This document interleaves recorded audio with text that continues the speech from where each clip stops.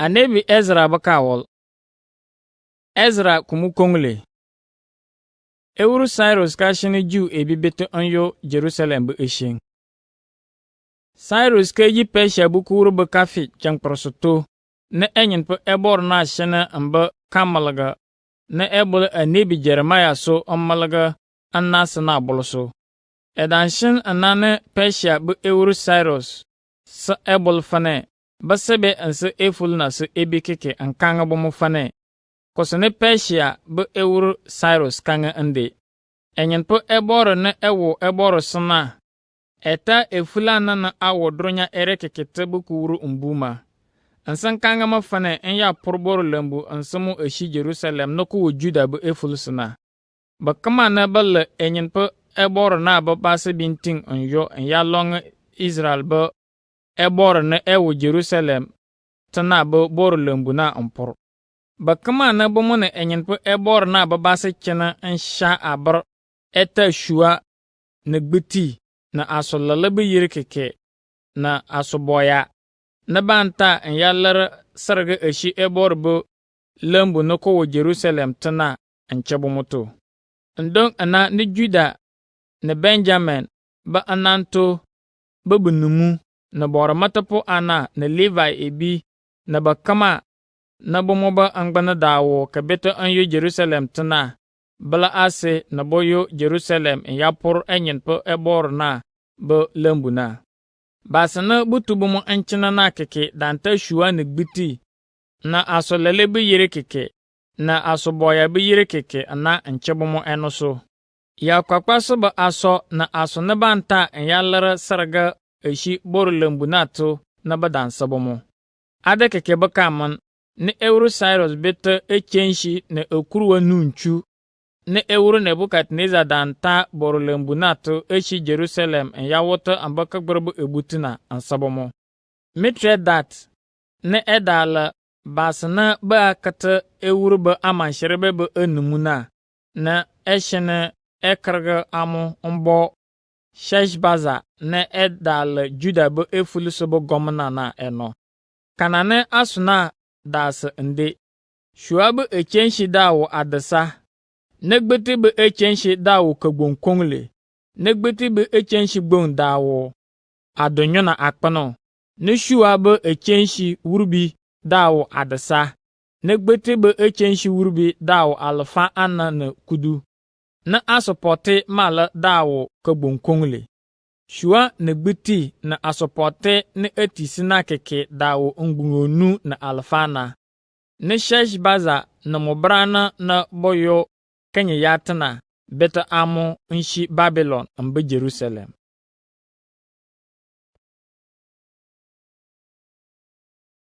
Ezra kumu anyo. Basini bishi Babylon be efuliso ambana be eshen. Basini ewuru Nebukadneza dampe enyo kenye yato eshi Babylon be efuliso. Na bomo ba galanga danan beta amba bomo andana to eshi Juda be efulisuna edala.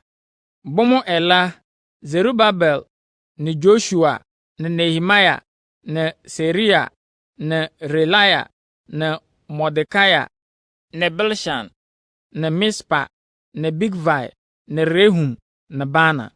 Israel be umbuno ebi na kanana basa ansambeta amba bomo be efuliso edala.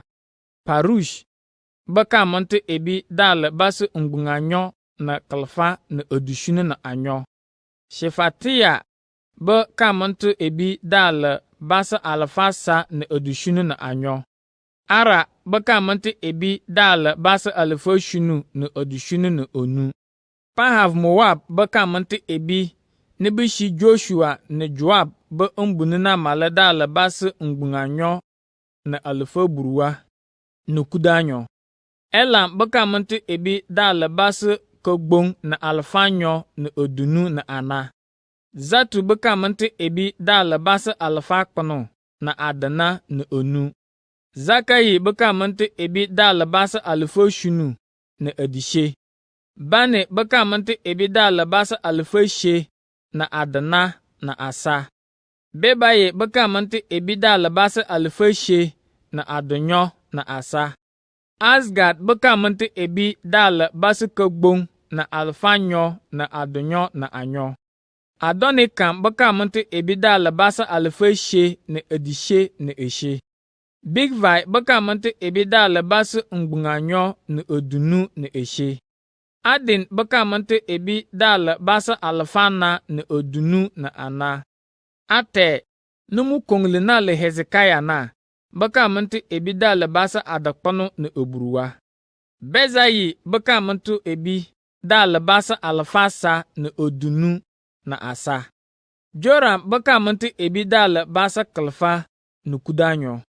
Hashum bekamuntu ebi dala basa alfanyo na adonyo na asa. Giba bekamuntu ebi dala basa adakpano na onu. Andana amuba basa beta amba mala edala. Bethlehem ebi dala basa kalfa na adonyo na asa. Netofa ebi dala basa odunu na eshe. Anatof ebi dala basa kalfa na adonyo na oburuwa. Azmaveth ebi dala basa adana na anyo. Kiriath-Jiriam ne Kefira ne Berot ebi dala basa alfoshunu na adana na asa. Rama ne Giba ebi dala basa alfa eshe na adonyo na kaku. Mikmash ebi dala basa kalfa na adonyo na anyo. Betel ne Ai ebi dala basa alfanyo na adonyo na asa. Nebo ebi dala basa odunu na anyo. Magbish ebi dala basa kalfa na odunu na eshe. Elam nyusupuna ebi mala dala basa kogbong na alfanyo na odunu na ana. Hiriam ebi dala basa alfasa na adonyo. Lod na Hadid na Ono ebi dala basa alfoshunu na adonyo na onu. Jericho ebi dala basa alfasa na adana na onu. Sena ebi dala basa ngbungasa na alfa eshe na adasa. Basa na bidanshi bora matapo anaba kanato amba mala ende. Jedaya na eshi Joshua ba kanato ba kamuntu ebi dala basa alfa kpano na odushuna na asa. Ima ba kamuntu ebi dala basa kogbong na odunu na anyo. Pasho ba kamuntu ebi dala basa kogbong na alfanyo na adana na oshunu. Hiram ba kamuntu ebi dala basa kogbong na kudu oshunu.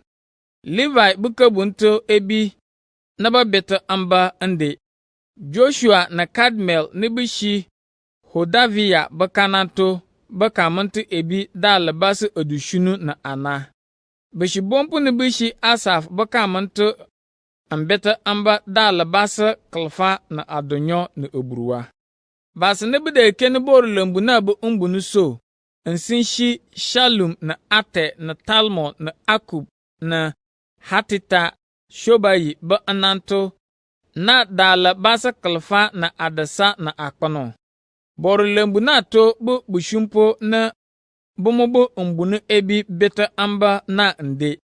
Zeha na Hasufa na Taboab na Keros na Siaha na Padon na Lebana na Hegaba na Akub na Hegab na Shalmayi na Hanan na Gidel na Gaha na Riaya na Rezin na Nekoda na Gazam na Yuza na Pasia na Besaya na Asna na Meyunim na Nefuzim na Bakbuk na Hakufa na Hahor na Bazlot na Mehida na Hasha na Bakos na Sisera na Tema na Nezia na Hatifa. Solomon ba an yarbe ba kamuntu ebi na ba beta amba edala Sotayi ba kamuntu ebi na Hasoferet ba kamuntu ebi na Peruda ba kamuntu ebi na Jala ba kamuntu ebi na Dakon ba kamuntu ebi na Gidel ba kamuntu ebi na Shefatiya ba kamuntu ebi na Hatil ba kamuntu ebi na Pokeref Hazabin ne Amin bekamanti ebi. Boro lembu na to be bushumpu ana bekamanti ebi na Solomon be enyerbe bekamanti ebi keke da alabasa alfasa na adakpana na anyo ana. Basina bedaminting nyini Israel bekana na bishi komoto keke. Ama nsinshi Tel Mela na Tel Hasha na Kerob na Adon na Ima ba andeto ombana edala.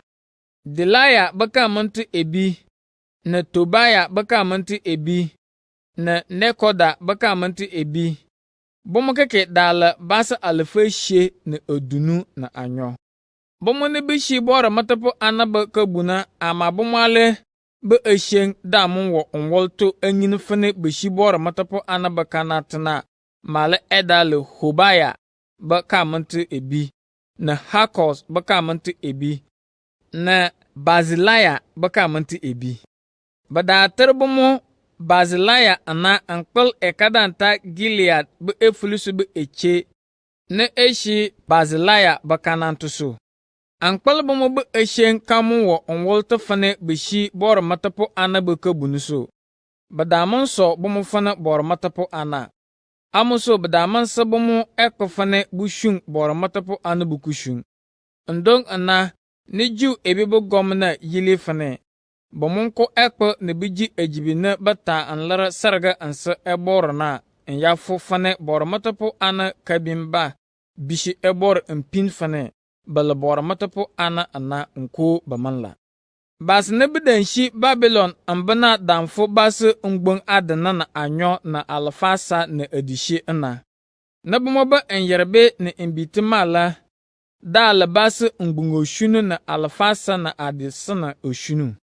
Bashi bompo mala dala basa alfanyo. Bomo ba egbanga dala alfa shunu na adasa na eshe.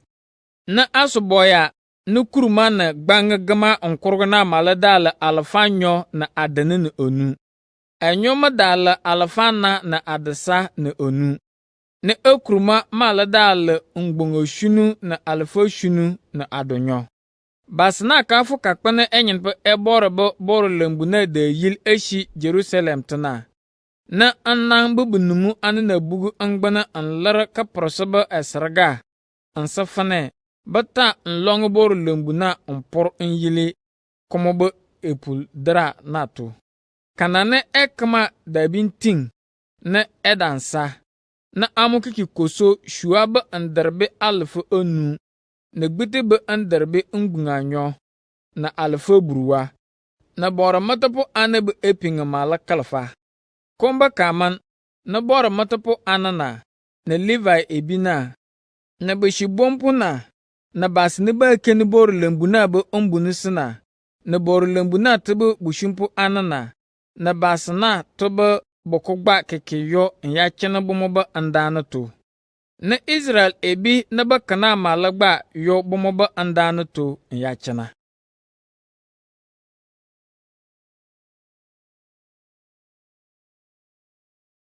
Ezra kumu asa. Borosorna boko longa onporbo esheng. Israel ebi na danta afule shunu ana nchana bomo ba andana to onloge. Kuma ba kaman na bomo keke bashir Jerusalem to. Ndong ana na Jozadak pibi nyen Joshua na mobra na bora matapo anana na Shetel pibi nyen Zerubabel na mokropo ana fara na bopor Israel bo ebor na bo boro sore. Sanga na so banting alar eserga komoso fana kanane Moses bo ambra binginina. Kufuna kadawo bomoto ankpal basne bu kultu bomona keke bakaman. Badampur boro sorna inyili kumoba baltlasa drana so ana. Kapana kanye keke badalar asarga boro sorna so ana asa ebore. Bedenji obutu bukachigbo na fana kanana ambrana binginina gbagbachap. Esarga na adaga balara karacha kama na kachipuruso na kasasa keke na badanlara. Komba kaman na balara sarga choso. Na kadaga na malagba.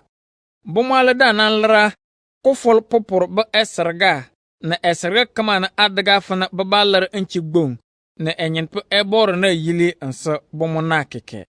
Kuful shinu supo na ba kachi jeng persona na ba fara sarga choso ba kalara ansa enyen pe ebor na ama long ba jaman na ba manan tol enyen pe ebor na ba bor lembu na ba gbaltla sagba. Bor lembu na ba ko longon purbu eshing. Ada keke ba kaman na bas na sabo purpo na kapenta aman sherbe ansanta ejibi na asunuso na olive bu unku nshungi enyasa sidon ebi na tai ebi fane buku sida ba ndibi nyili Lebanon anta amu ombolote kuso ambarbumu eshi Jopa fane kanane Persia bu ewur Cyrus kangana. Kafene Israel ebi na ba enyen pe ebor na ba lembu na ase eshi Jerusalem tana ba kofol nyosopoto na Shetel pibinyen Zerubabel na Jozadak pibinyen Joshua na bomokoropo ana na ba labor matapo ana na Levi ebi na ba kama na ba beta amba Jerusalem tana fara boru lembu na ba kopor. Badan lara Levi ebi na bofo amfe adonyo ambanse na anafane beba keni kushu na so. Joshua na mupibinyen na mokoropo ana na Kadmiel na mupibinyen na bala Hodavia baka manti ebina. Nta Henadad na mupibinyen na mokoropo ana na bumukikishi Levi baka bunna. Edan bir aberso akeni basana ba por ebor be lembu na so. Boporopo na kaban tol enyen pe ebor be lembu na ba gbaltlas na onloge. Na bora matapo anata bomo be epingu umbu. Ansanta ambal na Asaf be imbinyen so na bale Levi ebina malata edauro. Na ba kama yili bomo be eyili kwa ansan fara obong anshe akpang ebore. Ankpalmana so katande ne ewuru David nasa ansabomo anana. Lebe kapande ba kashe ne beda mbong afur enyen pe ebor na. Enyen pe ebor na wale kasha na eko anse Israel na monko eker. Ndong ana na bas na keke fara akpang enyen pe ebor na awurso. Ankpal baka tol ambelembu na bagbaltla so. Basa kper na beda la bora matapo ana na Levi ebi na anan be benumu anana bagalanga kada nyi kana ne lembu dra na de duso beka wu kopopor ere bagbaltlasna ne bushu awurso ama bokobre da awur kagunfuluse ana kede dukpakpa ne kipin awur na bada awur na bakomo na kadala kagunfulipia na komo na kadala kushupia. Ankpalman so basna keke da awur na ana ga na kada yo kofo.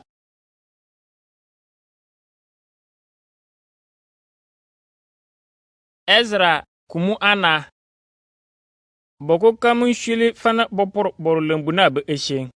Juda ne Benjamin ebi bubudon kanu fane. Israel ebi na beta amba na baba longe enyen pe. Israel ba ebor na boboru lembu ompor.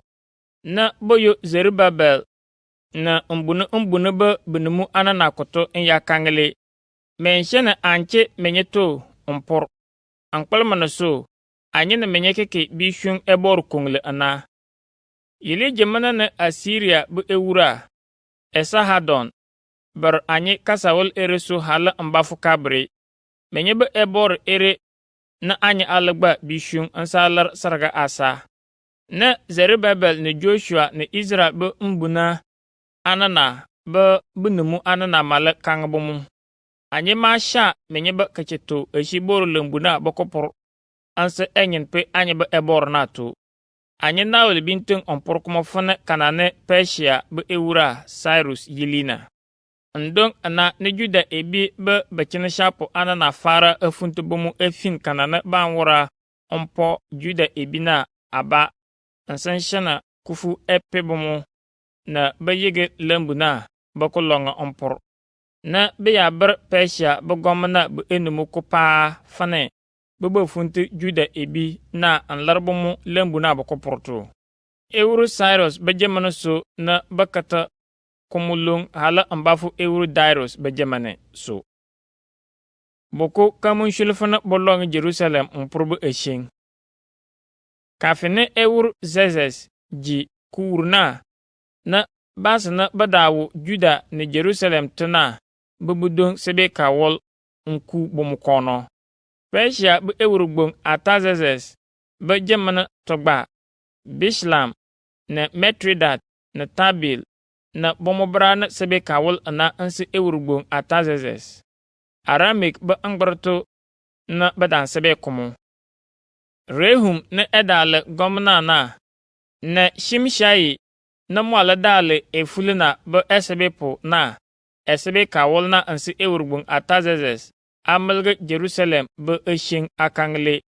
Rehum na ele gomna na Shimshai na ele efulina be esebe po na bomobra na demujipu ana na benumu ana na be kene basi na bishi Tripolis na Persia na Erik na Babylon be eful anasana. Anta elem ebi na bishi Susana. Basa na bonyanworo Ashurbanipal danshene babachene Samaria bakaduguntuna na andana awo Euphrates be epenge torokpa be kasawoloso na keke enasebe kawol erena.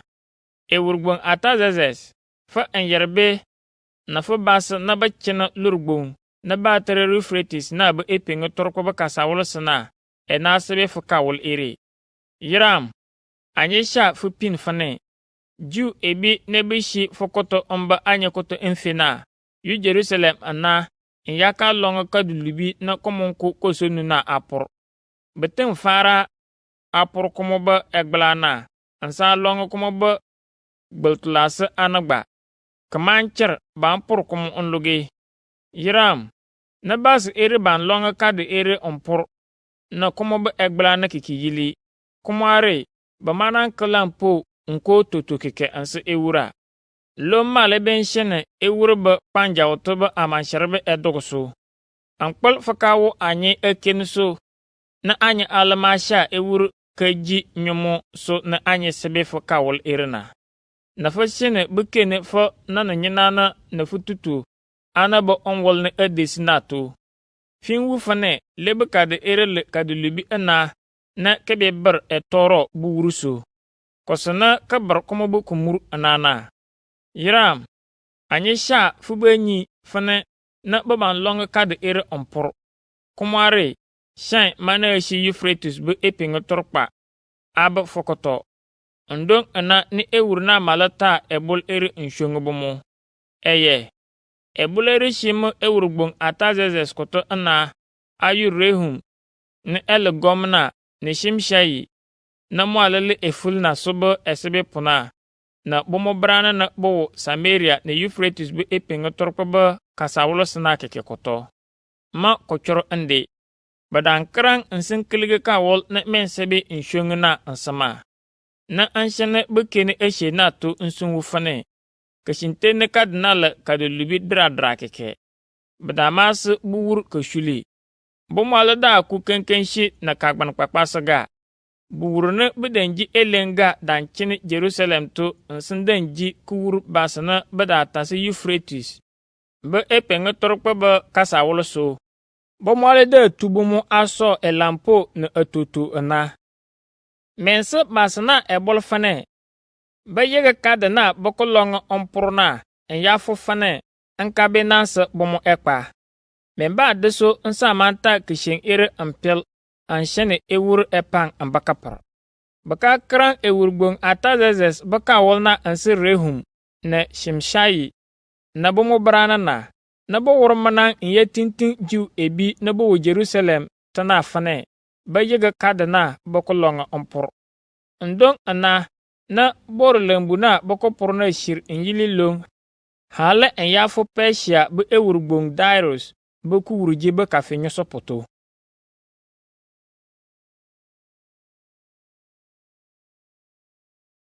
Ezra kumonu Hegai ne Ido pibinyin Zakaria na bedale anebi anana dambulu Israel be ebor ne ebi kene bomusana bakatarasa ana amalga ansi jiw ebi na bedawo Juda be efuluso ne Jerusalem tana.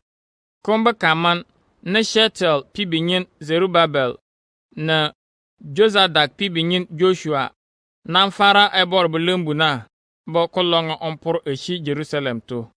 Ne anebi anana dache bomoto. Ndong ana na lurbong na batere Euphrates na be epingo torko be kasawol sobo gomna. Tatenai na Sheta Bozinai na bomo brana yo bomo koto nyebishi bomole. Wana esemenye ekofane men longa boru lembu ere ompor.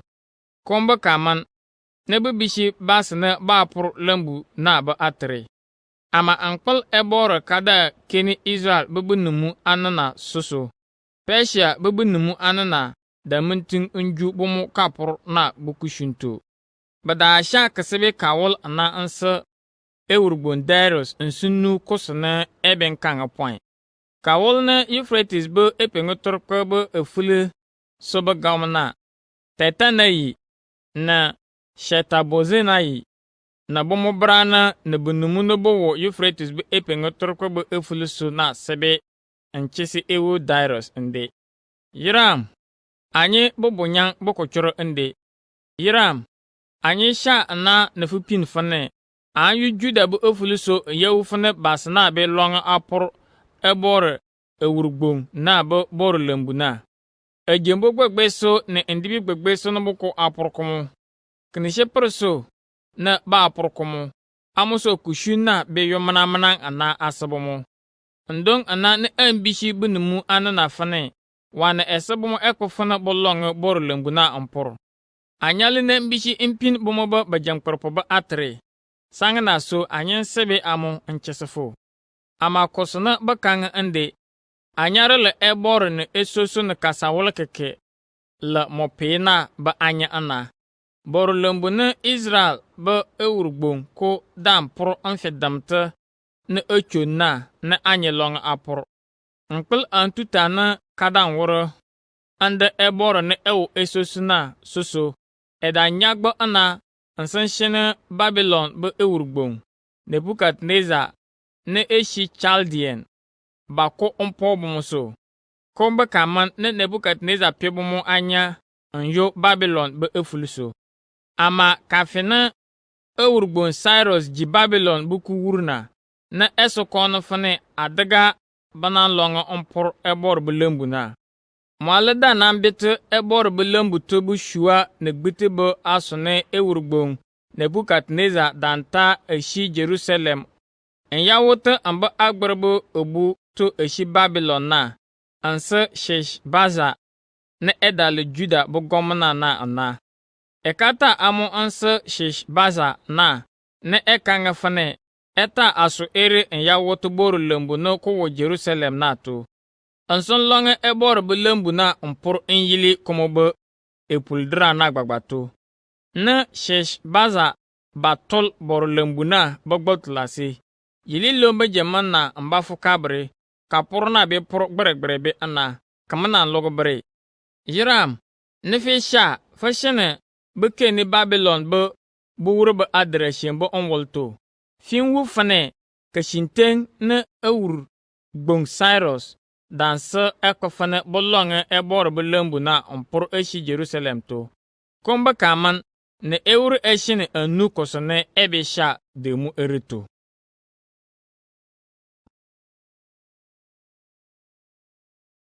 Ezra kumweshe. Kosone ewurgbon Darius yilebe eshe. Ne ewurgbon Darius kanga fane. Beke ni Babylon bubu wurbe adreshin be onwolto. Nabo wurlong. Ndong ana nebuwu kawolko eshi media be efuluso be kadugbong ne batre ekbatana na. Koboya ne kadawo kawol na to ende. Kafene ewurgbon Cyrus jiku wurna. Ne esokono ayo ebor belembu no kowo Jerusalem tona baka plesile. Bor lembu ne kadawo Jerusalem tona daga kolongo ompor. Ansan shene kabala kakpana basa bimbalara esarga. kuma ba gbaltlasa gba daga kotol. A daga kuma ba jengireng ebala ayadara adakpano. Na kuma ba amportama la gba ebala ayadara adakpano. Na ba purkum ba egblana. A daga bakata ndibi kpakpaso.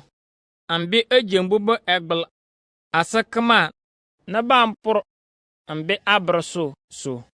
Kuma ba kapur ba koko na binshi ewuru ba amanshirbe ba lokota ana. Kuma ba kaman na ba betu shua na gbiti ba asone ewuru Nebukadneza solo nshi boru lembu na kowo Jerusalem to anyo Babylon ba efulusi na keke anyo amoba umbong eshi boru lembu na to. Ewuru Darius kaso kono fane kushunna enan fara ba esheng. Kada ba kaman na ewuru gbon Darius sebe ka wol nshonge Euphrates ba epenge torpa ba kasa wolo sabo gomna Tetenayi na Sheta Bozanayi na bomo brana na badale efulu na babunumu na keke ankanga bomo fane basa mananyo boru lembu na asakeke. Eye mensa mananta menyibu esheng nwe boru lembu na ba kapuru na ba eshento. Menshine ju ebi bu gomna na bomo ba bunumu anana elong boru lembu na ompuru nyili kuma ba eyili kwadrana. Malina yili kumu ana asa menye fane. Menche bumuto ompur boru lembu na. Koko kama na kaba kapur na baka peleso. Men lara aman shirbe. Eshi aman shirbe na menye so Euphrates bu epenge torpa bu efulus na to anka. Na kushu na esa munshir yili. Kare chekeke. Men basa boru matapo anana bo Jerusalem tana aso fane egbolu. Na ekwakpa na ekpakpa folbe na oyu na onfol na yabrababal so na olive bu unku na bakanga fane baasha na bata anlara sarga ansa enyen pe na ewo ebor sna keke. Long enan shine ballara esarga na abin per ebore na mwale enafa ma na makamunti ebi keke. Ma ewura yili kumu anafane esa kama ne echergama kamalga are. Menshene bu pe mbo ebu bo koyore ansan shel kumu andamu mfutu mbol. Komba kaman na boboro mbuko wuna keke nikiki kalambure. Ebore na ambakatiri den Jerusalem boboro lembu na sana male emur ewur kama unko basa kama na ban cherga kosene inyili ere unko mfin boro lembu ere bakajeja. Kosinama ewuru Darius yili nana. Ekama daga fane enu nsambe kumuso. Ndong ana na Tatenayi na ele gomna na Sheta Bozanayi na bomobrana na bunumu ana woro ambe kosene ewuru na kangana so. Jiu ebi bebe jankparpona dan woro asoga eshiboru lembu na boko na to. Bomale dana anyi Klento eshi Hegai na Zakaria na eshi Ido ba kanatana bukinyinto. Kana na Israel ba ebor bolo Persia bubuwura fana Cyrus na Darius na Artaxerxes so nyinibumu kana na ebisha borlembu na gbagba chap na badan porkomo. Ewurgbon Darius kaji kure ba kafishisopo boko fol na jiu ebi betre adana ba enche asato na bo poroboro lembu na onloge. Ada le Hebrew ebi ba kafitobo kofol kudu anyosopot na. Komba kaman na Israel ebi na. Bora matapo ana na Levi ebi na ba kama na ba beta ambana keke ba angbunu fulubu muga. Na bata boro lembu na mbo ebore eno. Kake na bata boro lembu na mbo ebore ano na. Egbolu kalfa na akpakpa alafanyo na ombolpo alafana na bata anlara sarga ansa ebore. Bada mo omboy kudanyo ana anlara sarga onkolo oliwi bakatampang ansa Israel ba anan kudu anyo na keke. Bada ngini bora matapo anana na Levi ebi na oshun na bamba oshun. Boro lembu na to eshi Jerusalem to fana kanane anebi Moses ba ambara bingini na ana. ka ban sun chong ba ka jigbo na ba eshen. Jiu ebi ba ka beta amba na ba ko fol jang praso na to ba anchi kudu ana ne ba ji ka ban sun chong ba ka jigbo na. Bora matapo ana na Levi ebi na dan fur bomo ba omuso dan karaba ekosa ana. Ne kulubi keke da manan gbitu bomo. Ne Levi ebi na mo ka ban sun chong ba asuboya na ansa bomo koropo ana na bora matapo ana na bomo gbagba. Basa na ba china amata Israel ebi na ansan lara bomo ba omu eshi enyamase na bomo ba agburu shento ansan ta bomo ba omu anse Israel ba ebor na etu Israel ebi na njiki jigbo na. Anchi ashinu ne ba ji bodo na komonku yisi na baka jigbo na kagbunu fuluso. Bomo ba angbane dan fulu bomo ana ankpal enyen po ebor na ka cherge Assyria bu ewuro ba kagbane ansan shene eche bomo to na bolong Israel ba ebor bu boru lembu na omproso.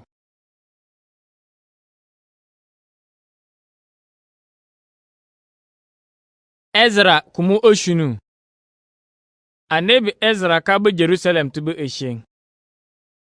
Eshen ere keke ba kama ne anebi Ezra shi Babylon bu efuluso ambeta amba Jerusalem Persia bu ewurgbong Atazazes ba jamanato. Kana ne anebi Ezra ba kana tolar ande. Ezra mututu edala Seraya. Ne Seraya mala mututu dala Azaria. Na mwala dala Hilkiya pibinyan. Hilkiya mututu edala Shalum. Na mwala mututu dala Zadok. Zadok mututu edala Ahitub. Ahitub mala mututu edala Amaria. Na mwala mututu dala Merorof. Merorof mututu edala Zerahia. Na mwala mututu dala Uzi. Na edala Buki pibinyanna. Buki mututu edala Abishua. Na mwala mututu dala Finehas. Finehas mututu edala Eliaza. Na edala bora matapu ni musu Aaron pibinyan. Ezra den shi Babylon bu efulusa ana ambu Jerusalem. Edala engin puna edenyi Israel bu ebor na bu ambra. Na eta ambulu Moses so ansa amba basana ga ana. Ewurna dansa Ezra koso kama na edan kolomo ana. Ankpal ebor ba nafa kadawo mususu. Ewurgbon Atazazes keji kuwurba kafi shunu sopoto. Ne Israel ebina na bora matapo anana na Levi ebina na nshibompo anana na mbunugbong kenupo anana na bora lambutubo bushumpu na keke shi Babylon bu efuluso mbetamba Jerusalem to.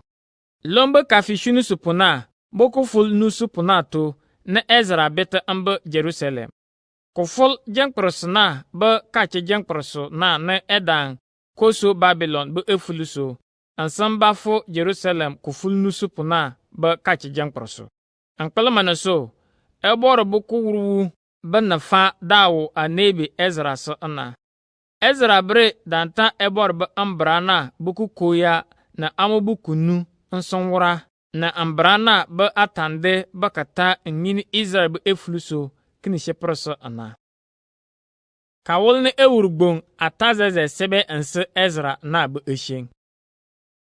Kawol ne ewurgbong Atazazes sebe nta mbo Ezra na edal bor matapo ne engin po nsanyi enyen po ebor na ba atande na eta anse Israel ebina nde.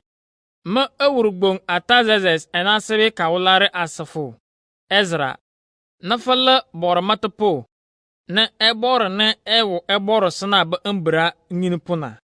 Foko choro ande me safu kono fane Israel ebi ba esakama anta bora matapo ana na Levi ebi keke entiso na ebisha kutufu onyo Jerusalem ba efuluso binting embefoso onyo ma ewura na ma ejina topu oshunu ena shungu fofane fiye keni Judea na Jerusalem ba efuluso ba eshento alanga fo ebor ba ambra na eta mbofo enona ba kapleso.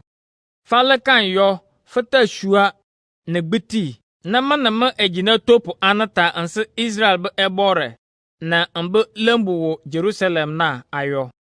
Ta shua na egbiti ne bansafo ahyi Babylon bɛ afulusu na asarga na basna na bormatapo anana benlara alange bor lambuna baka plesna gba ntiso yata amansharbina ba ako onto egbolu na ekpakpa na ombolpo ansanta akomala anto ejibi na asubuso anlar sarga bor sor na kowo ebor bulembu na kowo Jerusalem naso amansharbine aben kana male fana fokoropo ana Jew ebi na benta amu onworkosa kama na kadaga ansapar memba eborna aso kama na bata ansafo fane fata en yeshung ebor eshibor lambuna tana daga fana fata amu an yaworlong kosa kama na kadaga fana fanya alange ebor bubor lambuna bako porba kapleso fintin inkeni ewurbe panja oto unfin komo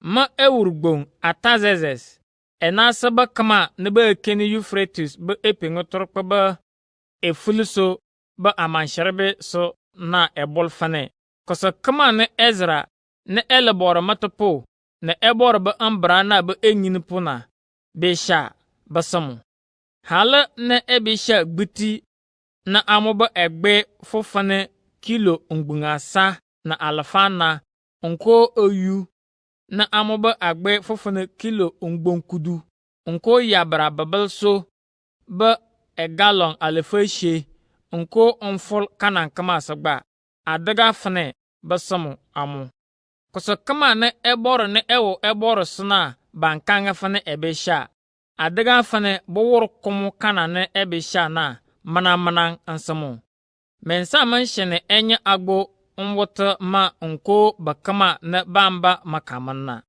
aman daga fane butu bor matapo anana na Levi ebina na beshibompuna na mbunu kenepo anana na bakama ne ba oshumbor lambuna tuna keke nso totobi yire keke Ezra takanyesheng na ebor safana nkento anlar sheria jipu ana ne demu jipu ana na buba kento eji esheng eshi Euphrates bu epenga torpa bu efuluso ndong adaga fane baba labasana bunyifo abor na ba ambrana fale enamba ngine ba kama ne bu munyi amuna esa kama ne ekini ko wora ambe fo ebor na ba ambraso onko ewur ba ambraso diga luwu onko kuju anlar efulna so onko kosoga ambaka patekeke onko nti amudon wur obu ba kasogbarga ana ndong ana na Ezra kangle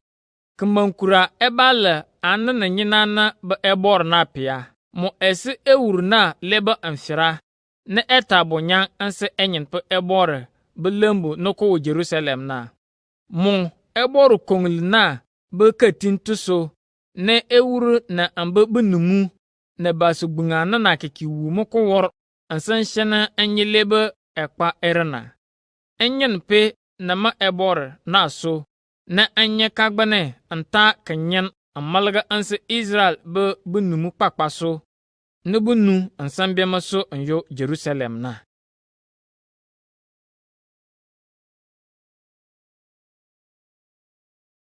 Ezra kumu oburuwa ananto benumu nubutu Ezra anyona be esheng Israel ba anana badawo kenyayato eshi Babylon be efuluso ansan be Ezra so ambeta amba Jerusalem na be benumu edala Gershom na eshi Finehas bukabununa na Daniel na moalishi Itama bukabununa na Shekinaya pibinyen Hatush na moalishi David bukabununa na Zakaria na eshi Parosh bukabuna na basa kalfa na odunu edamba na bomokeke ba atre da desu onwolto Zerahia pibinyen Eliehonayi na eshi Pahamoab ba kabunu na basa alafa anyoko edamba Jahazel pibinyen Shekanaya na eshi Zatu bukabuna na basa alafa asa ko edamba Jonathan pibinyen Ibed na eshi Adin bukabuna na basi adunu ɛdan ba. Atalia pibinyin Jeshaya ne eshi Elam bukabuna na basi adushunu ɛdan ba. Michael pibinyin Zebadia ne eshi Shafatiya bukabuna na basi aduburuwa ɛdan ba. Jehel pibinyin Obadaya ne eshi Joab bukabuna na basi alfanyo na kudoburuwa ɛdan ba. Josifeya pibinyin Shelomit ne eshi Bani bukabuna na basi kalfa na adishe ɛdan ba. Babaye pibinyin Zekaria ne eshi Babaye bukabuna na basi adonyo na oburuwa ɛdan ba. Hakatan pibinyin Johanan ne eshi Asgad bukabuna na basi kalfa na kudu ɛdan ba. Elifelet ne Jeiel ne Shemaya ne bishi Adonikam bukabuna nsinti bomo ne bishir kaman ambana sana na basi adishe ɛdan ba. Utai ne Zakor ne bishi Bigvai bukabuna na basi adushunu male ɛdan ba. Ezra kefin Levi ebi ne bamba shun bor lambuna tobo eshen. Ndong ana ne nshir basana keke kobombe ne kibishili ayo kada ne batere ahavana ne andenji enchense ndona ase.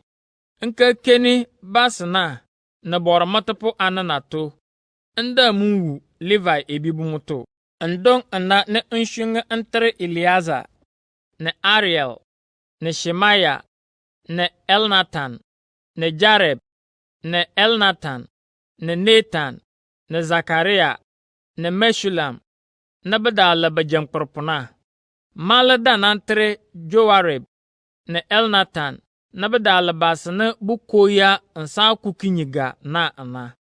Komba kaman ne nshungu bomu Kasifia be ofuluso be enumu ne batere Ido na mubarana na bale bor lambuna tebu bushumpuna kotafane basa anye basane bambo shun ebor buku shun eshibor lambunato. Ankpel ebor buku wuru kadawo anye susu. Levi nyenko ne eshi Mali bekabuna na batermu Sherebia na badan lara ansa anye. Eda shunga mona ambe mbinyin sebe na mosoponyansa ana kudu oburuwa edamba. Bomo alada nanshene Hashabia na Jeshaya ne bishi Merari bekabunu male na bomo koropo ana adonyo gba ba. Komba kaman benanshene basane eure David na ambe benumudan yili kumufane. Babache Levi ebi na tenato babasa alfanyo na adonyo ba na babache to oshun bor lambunato.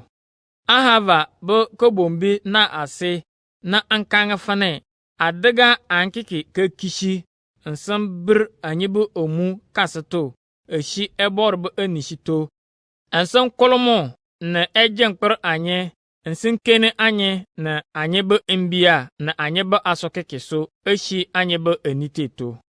Kadabimba nyomo ana ansama fane anka benkange ewuru fane ese anye esoji na wubakun anye eshi andunga no koto eshi anyebe enite erito. Ankalman so anda ankanga mo fane amba ebor na bennafa ese kamane etamo yerda onwotomoto ana. Ebor male bekagbane mafuli ese kamane ekpalang mososo. Ebe gbergelombe ese kose ana. Ndong ana na ankishi onkula bor fane okunganye na mwalunu anye bokokole. Na enkene bor matapo ananato anlara Sherebia na Hashabia na bomokoropo anu kuduko enti bomoso. Komba kaman na ankarga gbiti nushua na asone ewura na ambabu numuna na Israel ebina kekidanta enche anye enoso fane anta enyalar sarga eshi bor lambuna tana ansabomo. Gbiti bɛ andarbi alifa ashe ni odunu, ni gbiti bɛ achenshi kilfa, ni shua bɛ andarbi kilfa, ni shua bɛ achenshi adonyo, ni amu bɛ yaw ben fufani pon kagbon, n sin ta danyang bɛ achenshi anyo, ni amu ni shua bɛ achenshi bɛ yaw sisina, n tiso n sabumu. Kom bɛ kaman ni n kaŋa bumuli, menyini aswari kikeki asu chembi ana ansa enyin pe men na ana ba eborna. Shua ni gbiti na keke la kagbunu konglu soba sarga ana na an lara ansa anyin pe min tutu ana ba eborna. Men ba da amu sanene hale ne men yafu Jerusalem ansan karga amu umbo bor matapu ana na eno ashi bor matapu numusina. Na Levi ebi ni Israel ebi ba ana bubu numu na keke bu anishito ashi bor lambu na to. Andong ana na bor matapo anana na Levi ebi na so gbiti ni shua ba aso anta anyo bor lambu na to ashi Jerusalem.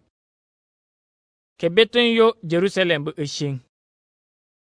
Kofol jeng persana ba kachi kudu anyo sopona na amfara nshi ahava boku bombi na ase ayo Jerusalem. Anye na anye bu ebor edala na eda kun anye na andunga na munkun anye ekpa ntu anye onko bu yu ekun anye ekpa ansogo anye ba aso.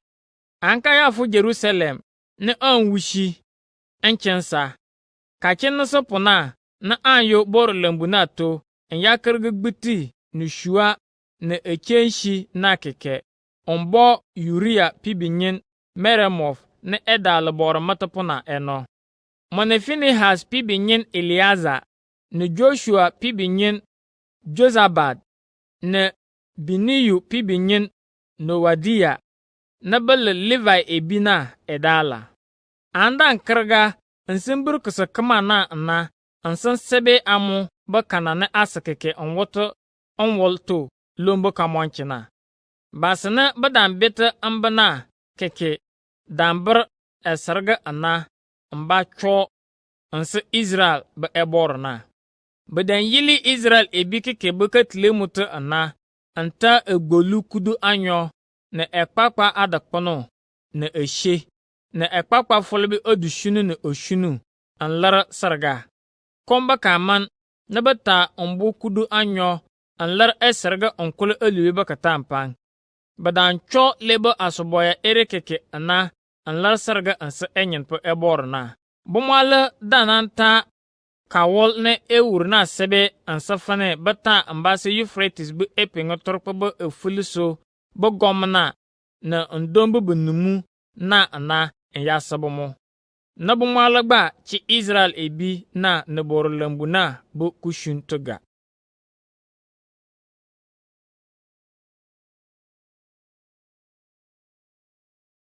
Ezra kumu akpano. Ezra ka pin Jew ebi na basapote buka kilbu eshing. Eshingare keke kaworo onloge bakaman. Na Israel ebi baba jangparpona bakanga mafane. Basana na boro matapo anana na Levi ebi na kraman lara bumubu omu eshi basana ba chene onkulti bumu na bu eshen worsu lubito. Bata bumubu omu onwote Kenan ebi na Hit ebi na Perizi ebi na Jebusi ebi na Amon ebi na Moab ebi na Egypt ebi na Amori ebi bu mbushu sheng na bada worta ana. Jew ebi ba banyan na bumubu bibenyan sebe ana data eyirpote ana ba mbiche sebe ana akil nilong na ebor babasa manadu chembi. Israel ebi ba bunumu anana edan so kumuba kajangpar. Ankanu long boko boyana na ankpe mu pinguto ansan gbarga mu kumu sobo kotol ba emin intia ansan chena kagbani jejeto. Kagbani jejina to na anchini long hale en yafo jamana na baalar kasu sobo sargana. Ndong ana na basana kufu ko bomo ankpal kosana Israel be ebor kanga alange olubi be kapalesana bashir unkultuma. Kasaso be sarga bakalar ba jamana kafu na anta kagbana jeja na ma asokpetuso na long nkoso nyegbir nsamman ma eno anoso kabora koloto nyini enyen pama ebor na nson kule ebor ankange. O ma ebore ko kuma nyomo ne enishin yor anafane anka be mang ma eno so fu enishito ankolma no so anyi bu olubi shi ambang anyi so hale ndi inyafo ebor so bakura ban yili ana na nyina na bejamano so ambafo kabre anyi bu olubi ba shiga ana ankpol olubi na so anyi ne anyi bu buura na anyị bụ bọrọ matapo ana keke ki anyị ana nsi efuli potesi ebi na ba mo anyị nsa asoga anyị bụ aso nsa napi anyị ayo kenye yato ka shene anji anishinyor ga nsan kireji kuma kabre ama o enyenpe anyị bụ abore jamana gberebe na kuchon ere fu anyị kwor nsan shene anyị bụ boko krawo onkpoto eshi fo kakuchembi ere fallar anye kenye yato ansansa anye ankpopopor andala anye ana ama faman yega anye kenye yanato fashene Persia be buura wu anye kowor ansan shene ankrao onkpoto hala ambanye ekpa na amba longo omporo foboro lembo na kedanki kalamboro edesina komba kaman ananye anye be omu awu Juda be efuluso ni Jerusalem bakadeto. O ebore, eshene awur ere keke bakaman, manane anye nan kange. Ankpalman so, anye munwara ambefo ambra na fobolo anebi ana na badala fo ombo naso anase ansa anye naso. Badan kange anye fane, kasawol na anda yone aya chinasana la kakpana ayurpisheng deshi ana. Ankpalman so, basana badawo komosana, dawo mbushusheng ni eyurpisheng bakabawo tata ana. Anebi anana dankanga anyefane ne anyesha kunu kasawolna ba ebel nsinji kumu anka nyili anye bakamanti ebibre. Ansa manta bomo babiche, nko nkil bomo ba banyan. Baye, anyale esa mankanji bomo kiteri. Onko anshini biji eleng anyiso. Koso gbarge nakaba anyiso ankpal anyibo olubiso ere keke bakaman. Angu fane fo anyibo ebor na krinshu anyisa ana. Ankpal manaso. Mana kaso gbarge nakadaga anye nafasa anyana. Fakren shena anyita baboko krawo ankpato. Na manaso na anyi nan kine kebefo ambrana so. Nsen ya ta nko nkil lebe basana bo eyurpi shente ere. Na anwurlong fenye agbo onwur anye ensumur anye gba kura. Fa ale manan shene anye bo okunglegba ebawo ankpoto. Enyenpe Israel be ebore kashinten jipo elefo. Fa man shene amur ama fen shene anji ankpa. Anyi shulu ko wura enjejefu enishito ensenyi fane. Anda monko ekpa na ambe fu enishito gba kura. Ezra kumukudu. Israel ebika kirke yige eyiri potia ne buke klibu eshin. Anebi Ezra kawo ne alibi buke tampambo kabora koloto. Nsa shu ankpalbo mo bu alibi damta na bo wurna sana. Ne Israel ebi babanyen ne biche ne imbi damto kuba yili unkultumu onwoto oshu kinishepreso. Andong anana Jehel pibinyen Shekinaya ne eshi Elam bukabunu kange anebi Ezra. Anyi minji kashinten ansa ebor ankpalbu fuche na anta akil eriso. Amatama krawota ansa Israel ebi. To, menshene anaso kona fane anyen yigi lombo biche na ansan larbomu na bomo bo mbia bo eshen eshi anye bo eshen to.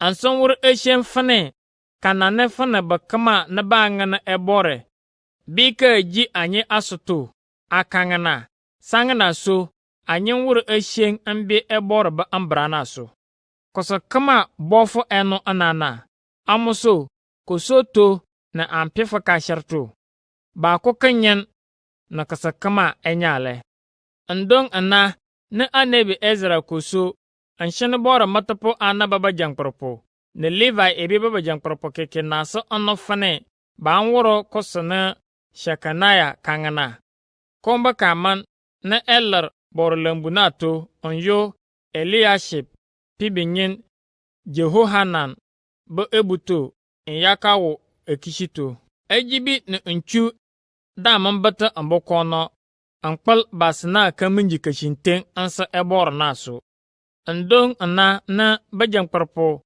na bunumu na sa ebol juda be efuluso na Jerusalem to fane bakama na babeta amba na keke eshir Jerusalem to ansan kanga fane esa kama na ekine kaba ansharna to anchen sabaka fiato bempang amba aso keke komba kaman na anlarmo eshi anyito na emanala anyetaba eko nchensena kafo komo elefane koforo kpana sopona ba kachi kudu anyo sopo na Juda na Benjamin ba efulano se ebi keke bashir borulambuna ase ankpal ansharna kale knishe pere ansa bomoso badan kplan boru gbongbong so ana na kibrubumu hale na ba gbugbo ndong ana na Ezra na ele bor matapona koso nyili ansankanga bomo mimunji ka shinten ansa ebore ankpal manaso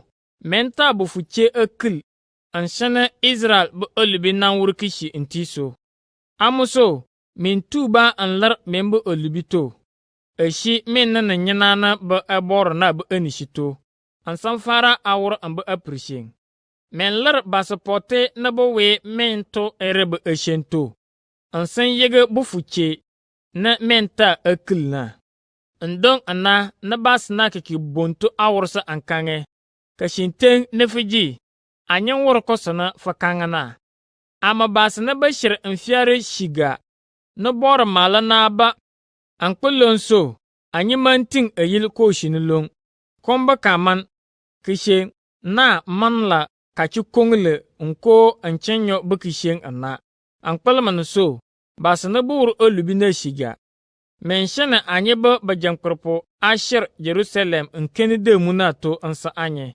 komba kaman na anyili kache na bakama na bokobu fuche akilna na bajangkorpo na demujipo anana keke ashir Jerusalem te mfe long enan shene ebor ba agbo ewushi ansan lar anyeso ankpul demu eriso Asahel pibinyin Jonathan na Tegva pibinyin Jezia nawle edamun shuli ambie kamalga naso na Meshulam na Shabatai na eshi Levi bukabununa malida yil kumba kaman ankpul galanga kadan shuli ansa kamalga naso Ezra bor matapona dan larba jangkorpo na bo boko ana anshene ba sebe bomo ba atre anase koful kudusupu na ba kache jangkorsona na ba fara akeni eshenato aflasa na bata nkeni bomo na badanta bufuche akil na bu eshento banyen na boko eyir pote bebiche akil bu eshen banyen na bishi bora matapo anabu kabuna ansako eyir pote bebiche akil na edala Masiya na Eliaza na Jareb na Gedalia na bala Jehozadak ba bibinyen nsinshi Joshua na mosopo anabu kabununa bomo keke da nasa anno anafane banyige eyir pote na boko akil na komba kaman na bomo ba ekama na ta kpakpa anlar sarga onkol olu bakatampan banyen bishi ima ba kabuna ansanda ko eyir pote akil na mala edal Hanani na Zibadia bomo na bomo alishi harem ba kabuna nsa ko eyiri pote ekil na edale Masia ne Elijah ne Shemaya ne Jahiel ne Uzia. Basene bumwali shi pashi bukabuna nsinta eyiri pote ekil na edale Elionayi ne Masia ne Ishmael ne Netanel ne Jezabad ne Elasha. Basene bishi Levi bukabuna nsinta eyiri pote ekil na edale Jozabad ne Shimeya ne Kelaya ne batarmu Kelita ne Petahia ne Juda ne Eliaza. Eliashib ne eshi bishi bompo bu kabunu nagba da ku yiri pote na ekil. Basene bida yili borulembuna bu umbunugbon ase okun ansata eyiri pote ekil edale Shalom ne Telem ne Yuri. Basene bishi Israel bu umbuna na akana ansanda ko yiri pote ekil na male edale Ramiya ne Isaiah ne Malkija ne Mijamin ne Eliaza ne Malkija ne Benaya ne bishi Parosh bukabuna. Bomone bishi Elam bukabuna male edale Mataniya ne Zakaria ne Jehel ne Abdi ne Jeremoth ne Elijah. Bomone bishi Zatu bukabuna edale Elionayi ne Elishashib ne Mataniya ne Jeremoth ne Zabad ne Aziza. Bomone bishi Babeye bukabuna edale Jehohanan ne Hananiya ne Zabai ne Atlai. Bomone bishi Bani bukabuna edale Meshulam ne Maluk ne Adaya ne Jashub ne Shiel ne Jeremoth. Bomone bishi Pahavmoa bukabuna edale Adena ne Kelal ne Benaya ne Masia ne Mataniya ne Bazalel ne Binuyi ne Manase. Bomone bishi Harim bukabuna edale Eliaza ne Ishija ne Malkija ne Shemaya ne Shimeyon ne Benjamin ne Maluk ne Shemaria. Bomone bishi Hashum bukabuna edale Matenayi ne Matata ne Zabad ne Elifelet ne Jerimayi ne Manase ne Shemeyi. Bomone bishi Bani bukabuna edale Madai ne Amram ne Yuel ne Benayi ne Bedayi ne Keluhi ne Vaniya ne Meremoth ne Eliashib ne Mataniya ne Matenayi ne Jasu. Bomone bishi Baniyi bukabuna edale Shemeyi ne Shelemaya ne Netan ne Adaya ne Maknadebayi ne Shashayi ne Sarai ne Azarel ne Shelemaya ne Shemaria ne Shalum ne Amaria ne Joseph. Bomone bishi Nebo bukabuna edale Jeyel ne Matitiya ne Zabad ne Zebina ne Jadayi ne Joel ne Benaya. Basare keke edako bufuche ekil hale na bomo boko dan tabomo nkurge mbia. Ama badamba yege biche na ne mbina keke ana.